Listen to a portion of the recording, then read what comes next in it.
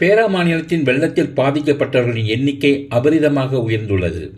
அதே நேரத்தில் கெடாவில் வெள்ள நிலைமை மேம்பாடு கண்டு வருகிறது. இவ்விரு மாநிலங்களிலும் நேற்று மாலை வரை 615 பேர் தற்காலிக நிவாரண மையங்களில் தங்கியுள்ளனர். பேராக்கில் நேற்று மதியம் 12 மணி அளவில் 54 குடும்பங்களைச் சேர்ந்த 152 பேராக இருந்த நிவாரண மையங்களில் தங்கியிருந்தவர்களின் எண்ணிக்கை மாலையில் 152 குடும்பங்களைச் சேர்ந்த 537 பேராக உயர்ந்தது. நிவாரண மையங்களின் எண்ணிக்கையும் 4லிருந்து 10ஆக உயர்ந்துள்ளது.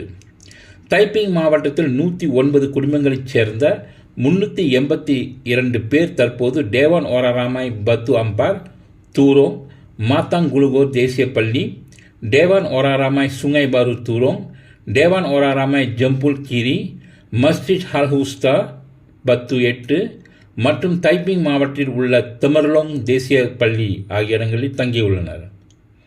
மேலும் 32 குடும்பங்களைச் சேர்ந்த 110 பேர் கோலாகங்சார் மாவட்டத்தில் உள்ள தெர்மோங் தேசிய பள்ளி, டேவான் ஓராராமாய் கம்போங் தாலாங் மஸ்ஜித் மற்றும் பெரியாங் தேசிய பள்ளி ஆகிய இடங்களில் தங்கியுள்ள வேளையில் ஹாலிர் பேராக் மாவட்டத்தில் உள்ள டேவான் செர்பாகுனா பாடாங் தம்பாக்கில் 11 குடும்பங்களைச் சேர்ந்த 45 பேர் அடைக்கலம் நாடியுள்ளனர்.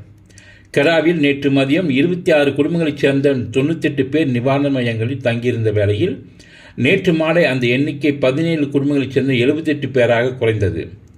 பண்டார்பாரு மாவட்டத்தில் உள்ள மஸ்ஜித் சுங்கை பத்து நிவாரண மையம் இரவு 7 மணிக்கு மூடப்பட்டது. எஞ்சியுள்ள 78 பேர் கூலி மாவட்டத்தில் உள்ள ஜங்காங்கில் உள்ள ஹால் ஹிம்சா சமய இடைநிலைப்பள்ளியில் தங்க வைக்கப்பட்டுள்ளனர்.